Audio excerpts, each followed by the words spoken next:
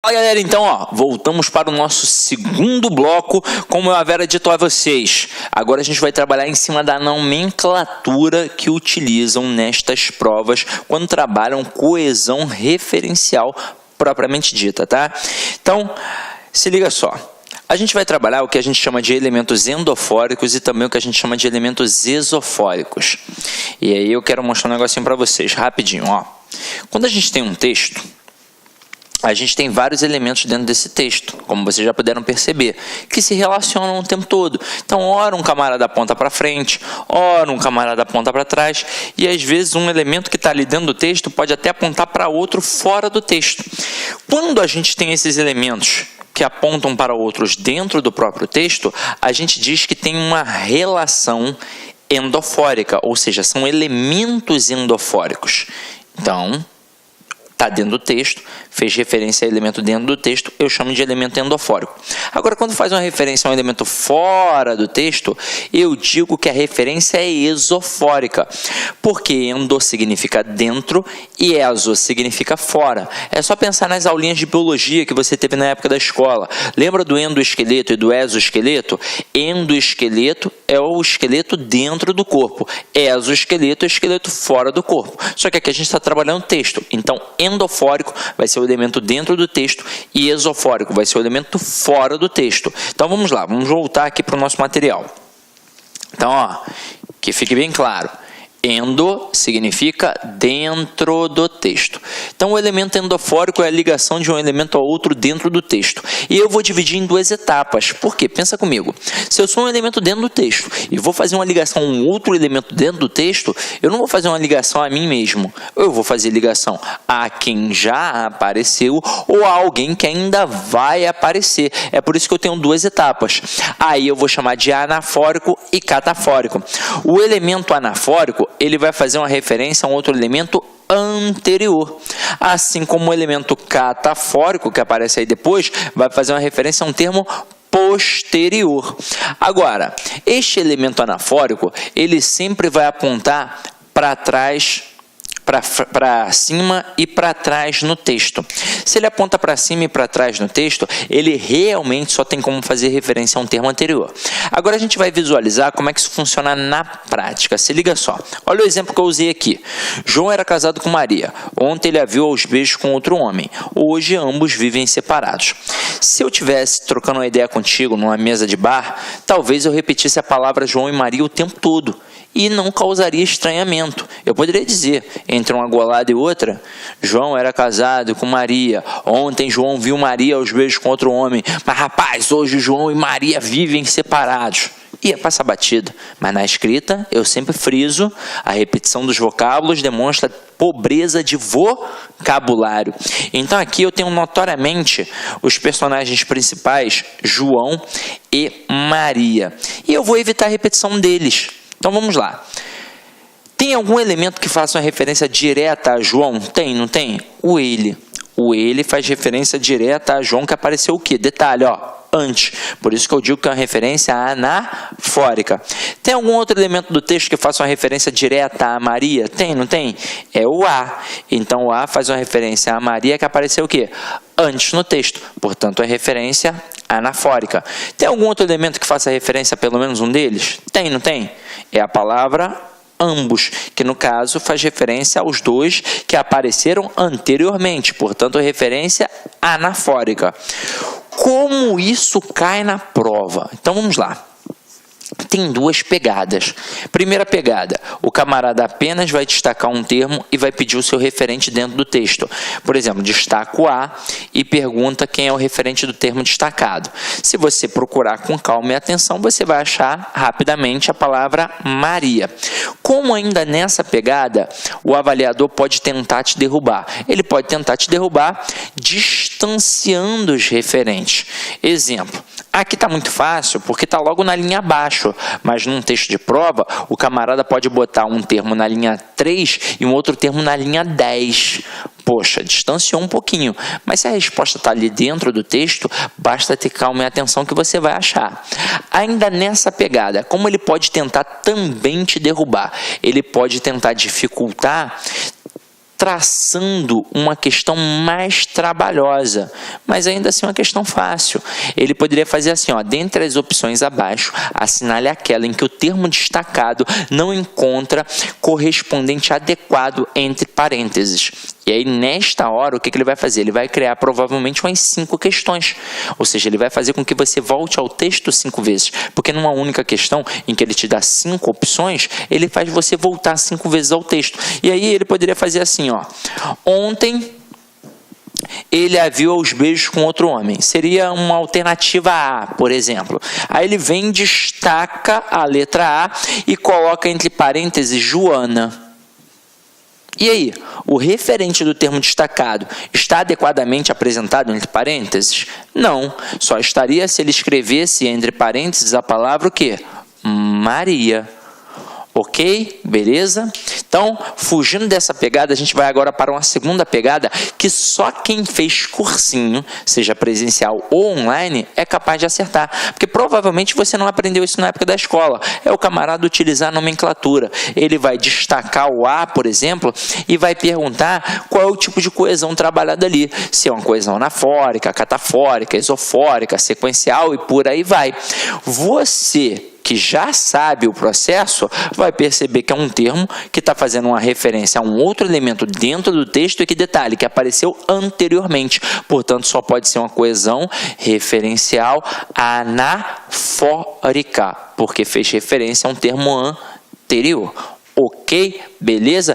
Ah, Sidney, então é muito fácil. Esse cara não vai me derrubar de jeito nenhum, mas ele é maldoso e ele vai querer te derrubar com este exemplo aqui, ó.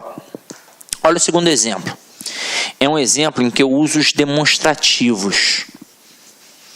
Ó, Neymar e Negueba são jogadores de futebol. Este é craque, aquele é pereba. Aí eu te pergunto, quem é o craque? Provavelmente um montão de gente aí em casa respondeu Neymar. Porque o cara pensa, pô, Neymar joga no Barcelona, joga na seleção, pô, camisa 10, pô, é o capitão, ele é o craque, né, Sidney? Mas pra mim não. Eu sou Mengão, então craque para mim é o Negueba, o Neymar é um firuleiro. Agora, sem brincadeiras, é óbvio que essa concepção de dizer que um cara é bom de bola ou ruim de bola, que é feio, que é bonito, é algo muito subjetivo. Muito subjetivo. Eu realmente posso achar o Neymar ruim de bola, assim como eu posso achar o Negueba bom de bola. Essa é a verdade. Agora aqui eu fiz uma brincadeira com vocês, utilizando os demonstrativos. E isso tem que ficar bem claro, mas bem claro mesmo. Vamos lá. Antes da gente partir para o exemplo, eu vou mostrar um negócio bem bacana para vocês. Quando a gente pensa em demonstrativo, a gente tem de saber que a gente vai falar do este, do esse e do aquele. É assim que funciona. Agora a gente tem de entender que num primeiro momento eles servem para mencionar as pessoas do discurso, quem fala, com quem se fala e de quem se fala. E basicamente é a questão do posicionamento que vão cobrar de nós na prova. Então, eu tenho, num ato de fala, num ato de comunicação, sempre duas coisas. O emissor, que é a pessoa que fala, e o receptor, ou interlocutor, que é a pessoa que vai ouvir, decodificar, interpretar aquela mensagem. Aí, imagina o seguinte, eu vou falar sobre esta canetinha aqui, e vou falar com você que está em casa. Eu sou o emissor, e você que está em casa é o receptor, o interlocutor. E eu vou usar os demonstrativos, para a gente poder trabalhar a questão do posicionamento. O este fica sempre próximo do interlocutor, perdão, sempre próximo do emissor. O esse, sempre próximo do interlocutor. E o aquele, distante de ambos. Então eu viro para você e digo assim, ó, aluno, aluna, esta caneta é preta. Por que eu disse esta? Porque está comigo, está nas minhas mãos. Então está próximo do emissor. Eu uso o pronome este. Então, como é feminino singular, eu digo esta. Agora, segura para mim, por favor. Pá, segurou aí. Aí eu digo assim, ó, essa caneta que agora está nas suas mãos, aluno, ela é preta. Então, comigo esta, com vocês essa. Agora eu pego e jogo longe, ó. Aquela caneta é preta. Tranquilo? Com o emissor esta, com o interlocutor essa e distante de nós aquela. Agora, Quando a gente pega estes elementos para fazer uma coesão referencial anafórica, ou seja, referência a termos anteriores, você tem de entender o seguinte: quando eu faço referência a termos anteriores, olha só, eu falei no plural, eu jamais vou fazer referência a 3 termos anteriores usando os demonstrativos. Eu vou fazer referência no máximo a 2 termos anteriores. E o que vai acontecer ali? O elemento intermediário não vai existir. Se eu não faço referência a 3 termos anteriores, não vai ter o elemento ali do meio. Só vão ter 2. E se só vão ter 2, só vai ter o mais próximo e o mais distante. O mais próximo vai ser o este. E o mais distante vai ser o aquele. É assim que vai funcionar. Então acompanha aqui comigo no exemplo que eu acabei de apresentar aqui para vocês. Vamos lá, ó. Neymar e Negueba são os personagens principais. Então vamos lá, eles são jogadores de futebol, este é craque, aquele é pereba. O este, ele faz referência ao elemento mais próximo, e o aquele faz referência ao termo mais distante. Como é que eu vou saber quem é o mais próximo e o mais distante, Sidney? Muito simples. O primeiro elemento que aparece no texto, ele obviamente vai ser o elemento mais distante dos pronomes. E o segundo elemento que aparecer vai ser o elemento mais próximo. Como o este faz referência ao mais próximo, o este está fazendo referência ao Negueba. Então, neste texto aqui, o craque de futebol é o Negueba. Agora, o aquele faz referência ao mais distante. E o mais distante aqui, no caso, é o Neymar. É assim que funciona. E detalhe, tem que tomar todo cuidado com isso, porque eu já vi isso errado até em gramáticas para concursos públicos. Gente dizendo que pode usar o este, o esse, o aquele, como se eu colocasse o este para o mais próximo, o esse para o intermediário e aquele para o mais distante. Isso não existe. Isto é fato culto da língua, gente. É padrão culto. E para padrão culto, se eu faço referência a termos anteriores, eu só faço referência a 2 termos anteriores. Nunca vou usar o esse. Ah, Sidney, mas e se eu quiser fazer referência a 3 termos, a 4 termos? Se eu quiser, por exemplo, ali falar do Diego, camisa 10 do Flamengo. E aí, como é que fica? Não vou poder falar? Vai. Você só não vai poder utilizar os pronomes demonstrativos. Aí você vai usar numerais. Aí você vai dizer, o primeiro é bom de bola, o segundo é sensacional, o terceiro é mais ou menos. É assim que você vai fazer. Se você utilizar demonstrativos, só pode utilizar fazendo referência a termos anteriores, 2. O este para o mais próximo e o aquele para o mais distante. Detalhe, só de aprender isso, você já está anos-luz na frente de muito candidato, porque tem muito candidato que não sabe este processo, então ele saiu da escola achando que o este era para o primeiro e o aquele era para o segundo, e não é, e tem muito candidato que acha que pode usar os 3 para termos anteriores, e não pode, não tem isso em nenhuma questão, inclusive não tem isso em nenhum texto culto da língua portuguesa. Isso é invencionismo, é uma falácia da língua. Agora, Sidney, e quando é que eu vou usar o esse, então? Eu nunca vou usar o esse? Vai, ó, acompanha aqui comigo. Eu disse que fazendo referência a termos, ou seja, no plural, anteriores, eu uso o este e o aquele. Mas se a referência for a apenas um termo, eu vou usar ou esse ou o este. É assim que funciona. Agora, é óbvio que estudando isso a fundo, a gente percebe que não tem a menor diferença. O problema é que para a sua prova de concurso público, a gente não estuda a fundo. A gente estuda a gramática tradicional. E a gramática tradicional é superficial e tendenciosa. Então, a tendência para a gramática tradicional é colocar o esse como um elemento anafórico, ou seja, um elemento que faz referência a um termo anterior. E o este tem uma tendência catafórica, ou seja, faz referência a um termo posterior. Sidney, como é que isso funciona na prática aí? Mostra aí, vamos lá. Então, olha só, eu boto assim, um beijo. Eu quero isso de você. Então, foi o nosso primeiro exemplo. Aí, o que eu quero? Eu quero isso. Mas isso o quê? um beijo. Então, o pronome isso apontou para o elemento anterior, beijo, uma coesão anafórica. Mas eu também poderia fazer assim, ó. Eu quero isto de você. 2 pontos. Aí, neste momento agora, eu coloco assim, um beijo. Aí vamos analisar. O que eu quero? Eu quero isto. Mas isto o quê?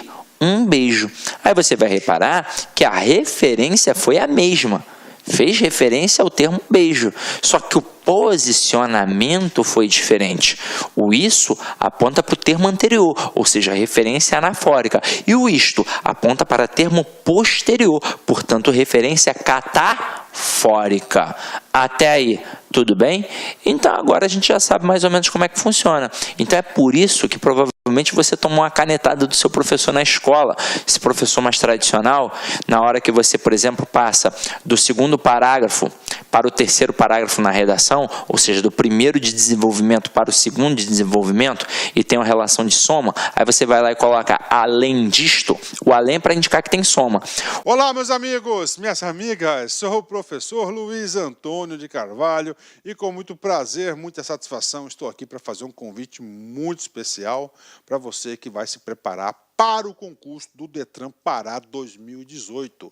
Meus amigos, minhas amigas, este concurso já foi autorizado, este concurso já tem a banca examinadora contratada, mais cedo e mais tarde o edital vai ser publicado. Gente, lá no Pará eu conheço, lá no Pará todos os concursos são muito concorridos, são muito disputados, então aqueles alunos que estudam com antecedência, com planejamento e com foco são os alunos aí que terão aí as maiores chances de ser aprovado. E nós, claro, aqui da Lá Concurso, estamos fazendo um curso pré-edital super diferenciado. Essa já é a nossa segunda turma do concurso do Detran Pará 2018. Super atualizado, legislação de trânsito, o Estatuto do Servidor do Pará, detalhado, ponto a ponto do edital. Gente, 6 meses de acesso. Durante esse período vai ter direito a todas as atualizações. Se o edital for publicado nesse período, se Deus quiser, vai ser publicado, nós iremos ajustar o seu curso, tá? Sem nenhum acréscimo financeiro, ou seja, free, de graça, custo zero para a galera. Ok? Então, peço que vocês aí acessem nosso site, lá concurso.com.br.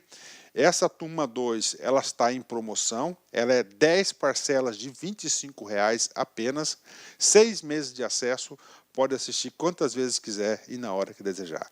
Tudo bem, meus amigos? Um forte abraço, fique com Deus. Espero vocês. Tchau, tchau. Clique lá.